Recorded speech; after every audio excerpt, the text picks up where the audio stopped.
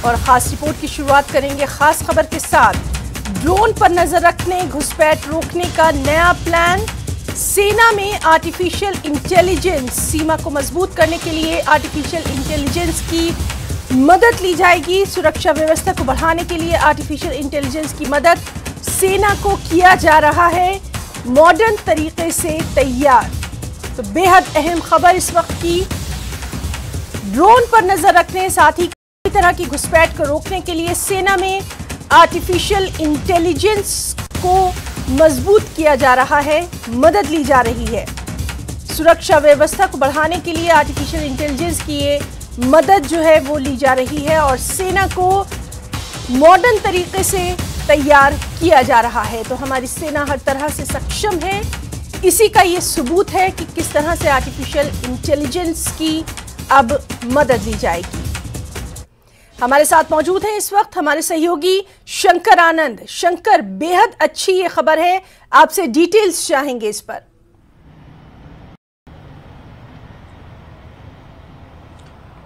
देखिए हिना जी, जिस तरह से अगर देश की सुरक्षा व्यवस्था और इसके साथ ही देश की अगर सीमा की अगर बात करें तो सीमा की सुरक्षा व्यवस्था का जिम्मा जिस तरह से बकायदा चाहे कई पैरामिलिट्री फोर्सेस की अगर बात करें, जिस तरह से पाकिस्तान से सटे बॉर्डर की सीमा की रक्षा सीमा सुरक्षा बल यानी बीएसएफ करती है और चीन से सटे हुआ जो इलाका होता है वहां पर आईटीबीपी तैनात है। इसके साथ ही जो भूटान और नेपाल का जो सीमावर्ती इलाका है वहां पर एसएसबी की तैनाती है और इसके साथ ही जिस तरह से सीआरपीएफ की तैनाती भी जम्मू कश्मीर काफी देखा जा रहा है। तो इन देश के इन तमाम सीमावर्ती इलाकों में कि जो हमारे अर्धसैनिक बल हैं वो किस तरह का और ज्यादा स्मार्ट हो, किस तरह से वो और ज्यादा चुस्त दुरुस्त हो और इसके साथ ही सीमा पर जो निगाह रखना और जिस तरह से बकायदा कहा जा सकता है कि वो सुरक्षा व्यवस्था के साथ साथ ड्रोन तकनीक के साथ साथ अन्य जो तमाम जो तकनीक है किस तरह से बेहतर हो, इसके लिए पिछले कुछ समय पहले केंद्रीय गृह मंत्रालय में एक महत्वपूर्ण बैठक भी हुई और केंद्रीय गृह मंत्रालय के सुपरविजन में अर्धसैनिक बल के जो डीजी हैं उनको विशेष तौर पर अलर्ट किया गया था कि जहां भी आपकी तैनाती हो वो बेहतर तरीके से और खास तौर पर जो बॉर्डर इलाके हैं, बॉर्डर इलाके में जितने भी तमाम जो मॉडर्न तकनीक है, आधुनिक तरीके का जो तकनीक है, इसके साथ साथ जो एक आर्टिफिशियल इंटेलिजेंस है उसको ज्यादा से ज्यादा तवज्जो देने की बात हुई थी। तो किस तरह से आर्टिफिशियल इंटेलिजेंस को वहां पे बढ़ावा देना है, किस तरह से वहां पर बॉर्डर इलाके में निगरानी बढ़ाना है और किस तरह से बकायदा चाहे घुसपैठ हो या आर्म्स की जो तस्करी होती है या नशे का जो कारोबार होता है उस पर नजर रखना। तो तमाम इन प्रक्रियाओं पर, तमाम जो इन कार्रवाई पर एक तरह से कहा जा सकता है आर्टिफिशियल इंटेलिजेंस के मार्फत उस पर नजर रखना और उसके मार्फत ही कार्रवाई करना, ये जो तकनीक है इसका भी अब सहारा लिया जा रहा है और कहा जा सकता है कि आने वाले वक्त में जो बॉर्डर इलाकों में पैरामिलिट्री फोर्सेस के साथ साथ जो आर्टिफिशियल की जो इंपॉर्टेंस है वो बहुत ज्यादा आगे बढ़ने वाली है। और खास तौर पर अगर बात करें जो पाकिस्तान से सटे हुआ जो इलाके की बात करें तो जिस तरह से अभी देखा जा रहा है कि पिछले 6-7 महीनों के अंदर में कई ऐसे आर्टिफिशियल इंटेलिजेंस का भी सहारा लिया गया जिसमें कि ये देखा गया कि जो पाकिस्तान की तरफ से जो भी ड्रोन आता है उस ड्रोन की तकनीक को बीएसएफ के द्वारा तुरंत उसे मार गिराया जाता है और इसके साथ ही जो भी ड्रग्स का सामान होता है या अवैध हथियारों से हुआ जो एक ड्रोन आता है तो उसको किस तरह से बकायदा मार गिराना और किस तरह से उस पर लगाम लगाना। तो ये जो कार्रवाई चल रही है यह आर्टिफिशियल इंटेलिजेंस का ही एक कहा जा सकता है उसकी तकनीक है जिसके चलते वहां पर नजर रखना बेहद अब महत्वपूर्ण हो गया है और नजर रखने के लिए ही आर्टिफिशियल इंटेलिजेंस का सहारा लिया जा रहा है। तो कहा जा सकता है आने वाले वक्त में इस तरह के जो आर्टिफिशियल इंटेलिजेंस का और ज्यादा प्रयोग सीमावर्ती इलाकों में किया जा सकता है। बिल्कुल शंकर, बेहद अहम ये खबर है और इसी पर दर्शकों को हम तमाम तर जानकारी दे रहे हैं। शंकर, आपसे हम जानना चाहेंगे, जिस तरह से लगातार हम देख रहे हैं कि आर्टिफिशियल इंटेलिजेंस का सहारा लिया जा रहा है, कहीं ना कहीं बेहद जरूरी हो गया था। खास तौर पर यहां हम जिक्र करना चाहेंगे ड्रोन की जो गतिविधियां जो है वो लगातार बढ़ती दिखाई दे रही थी। जिस तरह से हम लगातार देख रहे थे कि ड्रोन के जरिए सीमावर्ती इलाकों को खास तौर पर निशाना बनाया जा रहा था, ऐसे में आर्टिफिशियल इंटेलिजेंस की जो ये तमाम तर कवायद है बेहद महत्वपूर्ण है।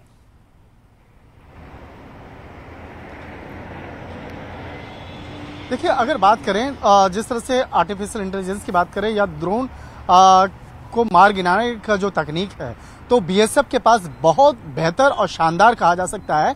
और जिस कहा जा सकता है कि पाकिस्तान पिछले कुछ समय के दौरान में देखा जाए, पाकिस्तान से सटे जो पंजाब का जो इलाका है, पंजाब में काफी ऐसे ऑपरेशंस पे कार्रवाई की गई है जिसके तहत वहां पर कहा जा सकता है कि ड्रग्स माफियाओं पर लगाम लगाया गया है, अवैध हथियारों की जो तस्करी होती थी उस पर लगाम लगाया गया। और अगर जम्मू कश्मीर का खास जो इलाका है वहां पर जिस तरह से बीएसएफ के द्वारा वहां पर आर्टिफिशियल इंटेलिजेंस का सहारा लेते हुए जो घुसपैठ की जो कार्रवाई होती थी, घुसपैठ जो होता था पाकिस्तान से, उस पर भी लगाम लगाया गया है। यहाँ तक कि जो देखा जाता था कि जब जब बर्फबारी होती है उस वक्त में घुसपैठ काफी बढ़ता था, तो उस पर भी अब एक कहा जा सकता है कि अंकुश लगाया जा रहा है। तो एक तरह से कहा जा सकता है कि एक ह्यूमन इंटेलिजेंस के साथ साथ जी आर्टिफिशियल इंटेलिजेंस का जो एक सहारा लिया जा रहा है, कहीं कहीं उसका एक फायदा जो है वो मिल रहा है। और एक कहा जा सकता है एक पॉजिटिव एक रिस्पांस भी देखने को मिल रहा है।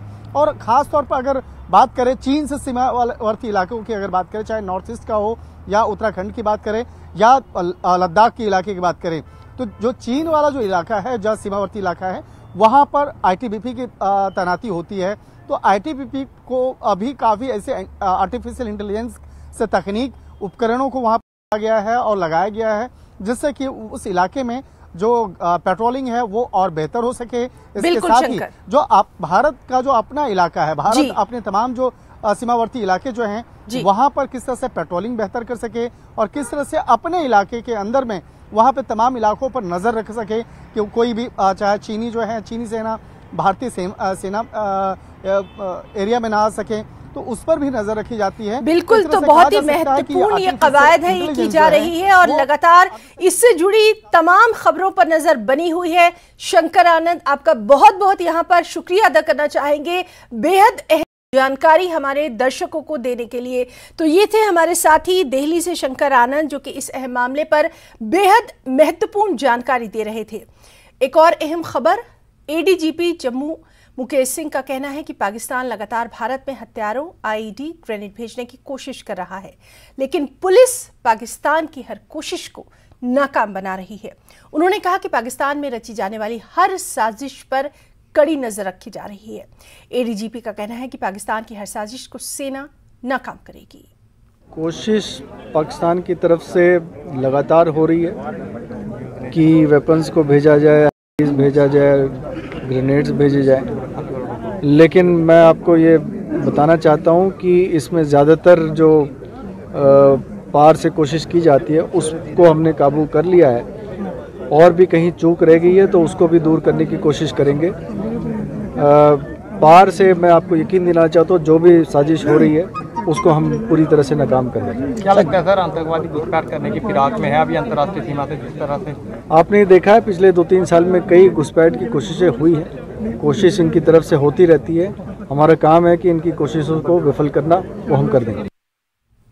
जम्मू कश्मीर में आतंकी गतिविधियों को जारी रखने के लिए पाकिस्तान अपनी रणनीति में बदलाव करता रहा है। पाकिस्तान और उसकी खुफिया एजेंसी आईएसआई ने ड्रोन का उपयोग करके हथियार और गोला बारूद और नशीले पदार्थ गिराने का सहारा लिया है।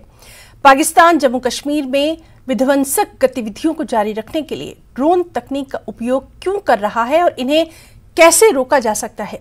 जम्मू कश्मीर से हमारे एडिटर इनपुट मनोज कौल की ये खास रिपोर्ट देखिए।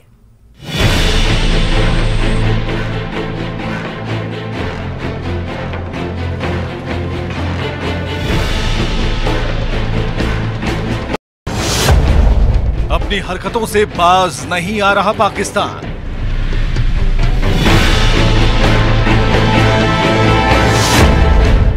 सीमा पर भारतीय सेना की चौकसी से बौखलाई पाकिस्तानी सेना और आईएसआई।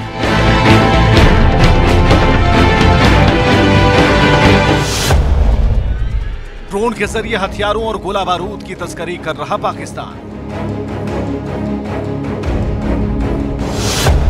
चीनी ड्रोन, क्वाडकॉप्टर और हेक्साकॉप्टर का कर रहा इस्तेमाल।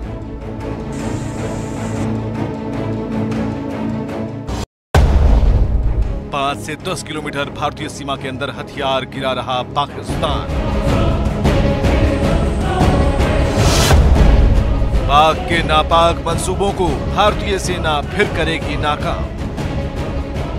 पिछले एक साल के दौरान जम्मू कश्मीर में लाइन ऑफ कंट्रोल यानी एलओसी पर हालात काफी हद तक बदल गए हैं। सीमा पर सेना और बीएसएफ पूरी तरह चौकस हैं और पाकिस्तानी घुसपैठ की कोशिशों और हथियारों गोला बारूद की तस्करी को नाकाम कर दिया है।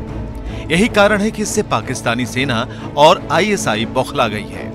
अपनी हरकतों से बाज न आते हुए पाकिस्तान रणनीति बदली और ड्रोन के जरिए हवाई रास्ते से हथियारों की तस्करी शुरू कर दी। उपलब्ध आंकड़ों के मुताबिक धारा 370 के खत्म होने के बाद से जम्मू कश्मीर में 400 से अधिक ड्रोन गतिविधियां देखी गई। ताजा मामले में 3 अप्रैल 2023 को सांबा सेक्टर में पाकिस्तान ने ड्रोन का जरिए हथियार और गोला बारूद गिराए थे। रक्षा विशेषज्ञों का कहना है कि पाकिस्तान इस हरकत के लिए क्वाडकॉप्टर और हेक्साकॉप्टर का इस्तेमाल कर रहा है। उनका कहना है कि इन यूएवी यानी मानव रहित हवाई वाहनों में आमतौर पर 5 से 7 किलोग्राम भार ले जाने की क्षमता होती है। डिफेंस के मुताबिक पाकिस्तान की ताजा रणनीति को नाकाम करने के लिए भारतीय सेना ने तमाम उपाय किए हैं। कि इससे निपटे जाने के लिए 2-3 चीज़ें बड़ी ज़रूरी हैं। अगर मैं प्योरली डिफेंस बैटल से कहूं तो ड्रोन के लिए एक होते हैं काइनेटिक मींस, यानी कि हम एक्चुअली फायर करें ड्रोन के ऊपर, और दूसरा होता है पैसिव मींस कि इस ड्रोन के अंदर जितने भी अपलिंक डाउनलिंक जितनी रेडियो फ्रीक्वेंसीज काम करती हैं उनको हम जैम करें। तो वो ये सारे जितने मेजर्स हैं वो हमने ऑलरेडी यूज़ करना शुरू कर दिए हैं। जैसे अगर पंजाब में अगर आपको पता हो तो पहले बॉर्डर सिक्योरिटी फोर्स की जो रिस्पॉन्सिबिलिटी की लिमिट होती थी 5 किलोमीटर की बॉर्डर से, अब वो 50 कर दी है। तो वो एक बड़ा मेजर है। बॉर्डर सिक्योरिटी फोर्स के लोग इस पूरे एरिया में कर सकते हैं ड्रोन्स को काउंटर करने के लिए। जम्मू कश्मीर के पूर्व पुलिस महानिदेशक एसपी वैद का कहना है कि यहाँ सुरक्षा बलों के लिए एक बड़ी चुनौती बनी हुई है, क्योंकि ड्रोन हमारे क्षेत्र में 5 से 10 किलोमीटर अंदर हथियार और गोला बारूद गिरा सकते हैं। उनके मुताबिक पुलिस को यह सुनिश्चित करना होगा कि हथियार, गोला बारूद और नशीले पदार्थ जम्मू कश्मीर में मौजूद राष्ट्र विरोधी तत्वों तक न पहुंचे। न्यूज 18 से बात करते हुए एसपी वैद ने कहा कि पुलिस को ऐसे तत्वों को ट्रैक करने की जरूरत है ताकि पाकिस्तान की साजिश को नाकाम किया जा सके। जो ड्रोन टेक्नोलॉजी का इस्तेमाल करके ये ड्रॉप कर रहे हैं वेपन्स, ड्रग्स, वो बड़ा चैलेंज है सिक्योरिटी फोर्सेस के, इसमें कोई शक नहीं। क्योंकि पहले आप बॉर्डर पे ही ध्यान रखते थे, अब ड्रोन काफ़ी अंदर आके ड्रॉप कर सकता है। आप 5 किलोमीटर 10 किलोमीटर अंदर आके ड्रॉप कर सकते, किसी रोड पे, किसी सोर्स पे, जहां आप सोर्स को कहो कि मैंने इसको फलानी जगह ड्रॉप किया है, उस जंगल में, उस फॉरेस्ट में, उस हाईवे पर, उस जगह पर, तो आप जाके उसको कलेक्ट करिए। लेकिन मेरा इसमें यही कहना है कि पुलिस और सिक्योरिटी फोर्सेस के लिए चैलेंज ज़रूर है, लेकिन आपको अपने लोगों से तालमेल बहुत अच्छा होना चाहिए। विशेषज्ञों का मानना है कि पाकिस्तान तो अपनी हरकतों से बाज नहीं आएगा, इसलिए उसकी ड्रोन रणनीति को विफल करने में एलओसी और अंतर्राष्ट्रीय सीमा के करीबों के इलाकों में रहने वाले आम लोग महत्वपूर्ण भूमिका निभा सकते हैं। उन्हें अपने क्षेत्र में संदिग्ध हरकत नजर आने पर सतर्क रहने के लिए कहा जाना चाहिए, जबकि इसकी सूचना नजदीकी पुलिस चौकी या सुरक्षा बलों को दी जानी चाहिए। Bureau report, news 18। खास रिपोर्ट में वक्त एक छोटी सी ब्रेक का।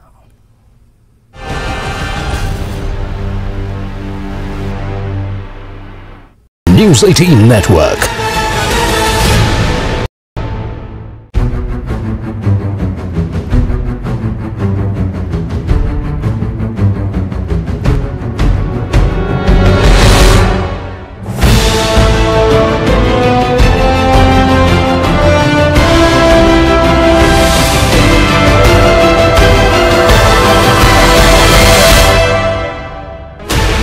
Sixteen channels, 15 languages, 26 states, 1200 plus reporters, 67 plus crore viewers. India's largest news network, News 18 Network.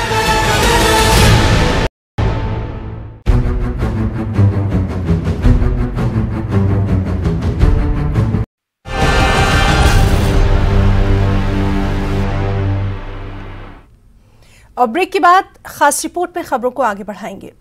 Congress party की राज्यसभा सांसद तथा प्रदेश जम्मू कश्मीर की प्रभारी रजनी पाटिल का मीरा साहिब पहुंचने पर कांग्रेस पार्टी के कार्यकर्ताओं ने जबरदस्त स्वागत किया। इस मौके पर कांग्रेस पार्टी के प्रदेश सचिव पंडित पवन रैना ने रजनी पाटिल तथा उनके साथ पार्टी के प्रदेश अध्यक्ष वकारा सुलवानी, कार्यकारी अध्यक्ष रमन भल्ला आदि का स्वागत करते हुए कहा कि आज कांग्रेस पार्टी लगातार मजबूत हो रही है। उन्हें पूरी उम्मीद है कि कांग्रेस पार्टी जम्मू कश्मीर के साथ साथ देश में भी अपनी सरकार बनाएगी।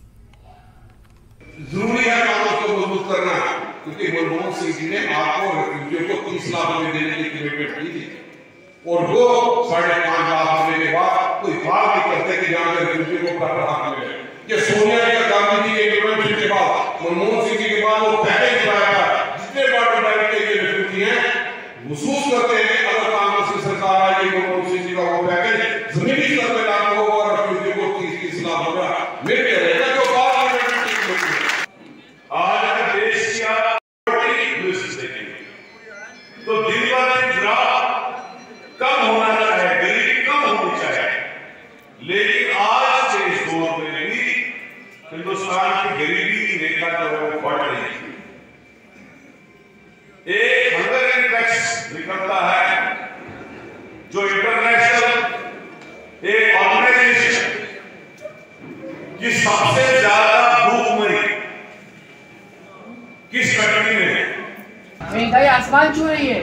हमारे हर रोज रोजमर्रा की जिंदगी इतनी परेशान हम हो रहे हैं। बच्चों को दूध पिलाना है, उसके ऊपर जीएसटी लगा दिया है, मक्खन खिलाना है, ऊपर जीएसटी लगा दिया है। तो ये सब चीजों को हमें ध्यान में रखना चाहिए और आगे आने चुनाव में हम ऐसी पार्टी को हमने स्वीकार करना चाहिए कि जो आपके और मेरे लिए काम करे। आज जो इशू लेके आज राहुल गांधी जी उतरे हैं लड़ाई में, जिसके लिए उनकी सदस्यता भी रद्द कर दी गई, तो हीरा हमारे पास है। तो कांग्रेस को कोई खत्म नहीं कर सकता। कांग्रेस को अगर हमें आगे बढ़ाना है तो आप सबको सोनिया जी, राहुल जी और हमारे प्रिय साहब उनके साथ रहना चाहिए।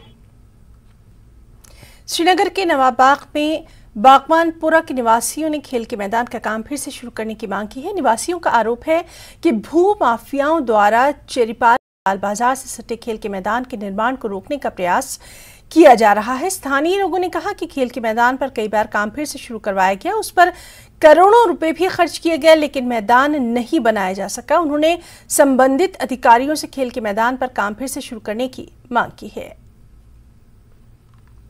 अभी ये चाहते हैं कि ये यहाँ पे प्ले ग्राउंड है, जो हमसे प्रॉमिस किया गया था जब वो पार्क वहाँ से बनी थी कि हम इसको एक स्पोर्ट्स स्टेडियम बनाएंगे, एंड बहुत सारा खर्चा इस पे हो चुका है। We want that work to be resumed again.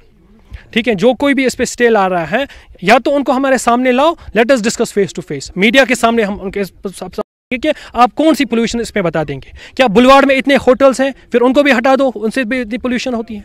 अगर यहाँ पे हाउस बोट्स लगे हो, उनको भी हटा दो, क्योंकि इससे पोल्यूशन होती है। अगर कोई यहाँ पे क्रिकेट खेलेगा, उससे मुझे लगता है क्योंकि कौन सा इसमें प्रॉब्लम हो जाएगी उससे। मुझे समझ में नहीं आ रहा है कि अगर कोई यहाँ पे खेलेगा उससे क्या पोल्यूशन इस फील्ड में हो जाएगी। इसी ग्राउंड का एक और हिस्सा है चेरी पार्क के नाम से जिसको जाना जाता है। वहाँ पे 2014 में डेवलप हुई थी, उसके बाद अनएडिटेड छोड़ा गया था उसको आफ्टर 2015 और 2016। तब से अभी तक वहाँ पे कोई भी काम ऐसा नहीं हुआ है, ना ही मेंटेनेंस का काम हुआ है टूरिज्म की तरफ से, ना ही कोई देखरेख का काम हुआ है।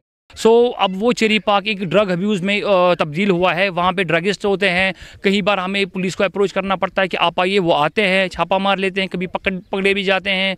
अब ये वो कि वो बच्चे जो होते हैं कि वो खुद ड्रग्स में इन्वॉल्व होते हैं ड्यू टू मतलब ये ना अपनी प्रोसेस होता है पुलिस का, वो उनको फिर से आगे छोड़ लेते हैं, रिहेबिलिटेशन कराते हैं।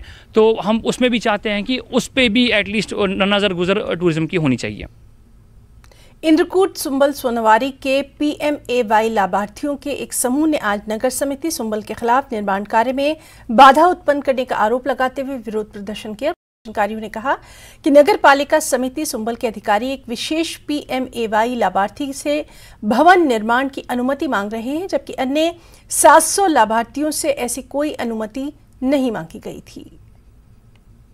हमने बार बार जब हमारे ईओ साहब आज से 6-7 महीने पे यहाँ बैठते थे, मैंने उनसे भी गुजारिश बार बार की कि हमें कोई गवर्नमेंट आर्डर दिखाए कि गवर्नमेंट ने इसमें गाइडलाइन क्या दी है। लेकिन गवर्नमेंट की गाइडलाइन इसमें यही चीज़ है कि जितने भी बेनिफिशियरी इनको सरकार पैसे क्यों दे रहे, क्योंकि ये उस लायक है, इनके पास गुजारा नहीं है मकान बनाने के लिए। मेरी गुजारिश है कि डी साहब से कि इसमें खुद डी साहब इसमें इंटरफेयर करे, क्योंकि ईओ को समझाए कि अगर केस हमने डाले, उनके पास परमिशन, या हाजन में 500-600 केस उनके पास परमिशन, बांडीपोरा में 500-600 केस गए उनके पास, एक गरीब को तंग क्यों कर रहे हैं। पुंछ जिले की मंडी तहसील के लॉरेन ब्लॉक के लोगों ने बिजली विभाग के खिलाफ जुलूस निकालकर जबरदस्त प्रदर्शन किया। प्रदर्शनकारियों ने इस बात का आरोप लगाया कि रमजान के महीने में भी उन्हें बिजली की उचित सप्लाई नहीं मिल पा रही है। उनका आरोप था कि सुबह सहरी के वक्त और शाम को इफ्तारी के समय भी बिजली नहीं होती, जिससे लोगों को भारी दिक्कतों का सामना है।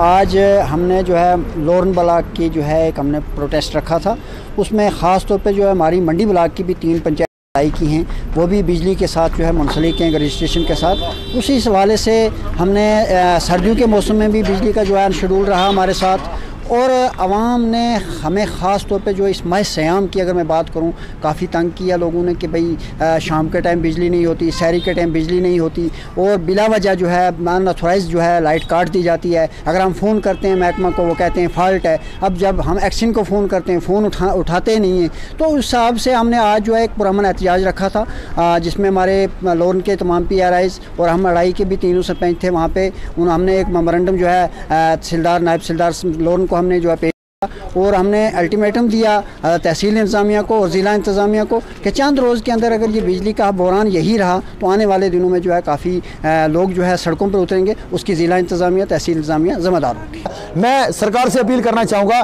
कि अगर लोग किराया दे रहे हैं तो कम से कम माह रमज़ान के इस महीने में खासकर इफ्तारी और सहरी और तरावी के टाइम पर जो है लाइट का होना बड़ा लाजमी है, और लाइट के हवाले से जो है लोग परेशान हाल हैं। वो आज 12 पहले भी हमें इतनी परेशानी होती थी, लेकिन आज 12 दिन से जब से रमज़ान शुरू हुआ, ठीक तरावी की अजान होती है तो लाइट बंद हो जाती है, तरावी ख़त्म होती है तो लाइट पूरी रात चलती है।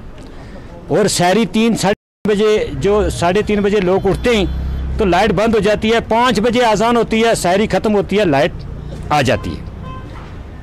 जब हम फ़ोन करते हैं JE को करते हैं, AW को करते हैं, एक्शन साहब को फ़ोन करते हैं, वो कहते हैं कि लोड ज़्यादा है। मैं ये कहता हूं कि अगर 5 बजे के बाद रात 8 दिन के 8 बजे तक लोड नहीं तो उस टाइम में तरावी के टाइम क्यों है, इफ्तारी के टाइम क्यों नहीं है। और LG साहब को कहूँगा कि हमारी ब्लॉक मंडी के ख़ास करके लोरन स्टेशन के अंदर जो हमारे PDD डिपार्टमेंट के आदमी हैं, एक्शन से लेके एक लाइनमैन तक कोई ना कोई ऐसा आदमी है जो LG सरकार के खिलाफ काम कर रहा है। उसकी तहकीकात की, अगर दिन पूरा दोनों साइड में लाइट चल सकती है, रात पूरी चल सकती है, फिर तरावी के टाइम इफ्तारी के टाइम क्यों नहीं होती। खराब मौसम और रुक रुक कर होने वाली बारिश और बर्फबारी ने पुंछ और राजौरी के लोगों के अरमानों पर पानी फेर दिया। लोगों को उम्मीद थी कि इस बार मार्च के आखिरी सप्ताह में जिलों को कश्मीर से जोड़ने वाली मुगल रोड यातायात के लिए खोल दी जाएगी, लेकिन बर्फबारी के चलते अप्रैल के पहले सप्ताह तक मुगल रोड को खोला नहीं जा सका, जिससे मुगल रोड के रास्ते कश्मीर जाने की उम्मीद लगाए लोगों को उनकी उम्मीद पूरी नहीं हो पाई। उधर मुगल रोड पर आज सुबह तड़के ही पोशाना से लेकर पीर की गली तक बर्फबारी हुई, जिस वजह से मुगल रोड पर 2 फुट से अधिक बर्फ की मोटी चादर बिछ गई है, जिसको हटाने के बाद ही मुगल रोड को अब खोला जा सकेगा। मुगल रोड जो है वो खुल जाती थी। आज इसकी हमारी कोई बदकिस्मती है, बर्फबारी की वजह से ये रोड खुल नहीं सकी। तो हमारी यही गवर्नमेंट से यही दरख्वास्त है कि इस रोड को जल्द से जल्द खोला जाए, क्योंकि हमारा बिजनेस पॉइंट है, बिजनेस भी यहाँ से चलता है, और उसके बाद मेडिकल कोई चेकअप कराने के लिए जाता है, कोई सैर करने के लिए जाता है। तो इसको जो है जल्द से जल्द खोला जाना चाहिए। एडमिनिस्ट्रेशन पर कोशिश की काफ़ी कि इसको जल्द से जल्द खोला जाए और वैली से इसको कनेक्ट किया जाए, लेकिन उसमें हम कामयाब नहीं हो सके, क्योंकि हम मौसम की ख़राब होने की वजह से काफ़ी स्नोफॉल हो चुका है दोबारा। और ये पुशाना में लास्ट रिपोर्ट के मुताबिक अभी जो 6 इंच स्नोफॉल पुशाना में पड़ा है अभी, तो इससे ऊपर अवलांचेस काफ़ी आ चुकी हैं। जितना भी हमने क्लियर किया था दोबारा से पूरा वो फिलअप हो गया। तो अब इसको जब एडमिनिस्ट्रेशन तरफ से हमें कोई इसका ग्रीन सिग्नल मिलेगा या हमें कोई लेटर देंगे तो उसके बाद हम इसको ऑपरेशन दोबारा स्टार्ट करेंगे। जिले की सुरंगकूट तहसील में सुरंगकूट बफलियास के बीच सड़क की खस्ता हालत की वजह से लंबा जाम 2 घंटे से ज्यादा तक लगा रहा। इसमें यात्री और चालकों को काफी परेशानियों का सामना करना पड़ रहा है। गौरतलब है कि सुरंग तहसील मुख्यालय से मुगल रोड पर स्थित बफलियास के बीच की 13 किलोमीटर लंबी सड़क का पिछले 2 वर्ष से चौड़ा करने का काम किया जा रहा है, जिसकी धीमी गति से मार्ग पर जगह जगह दलदल जमा होने से ये ट्रैफिक जाम की समस्या देखने में आ रही है।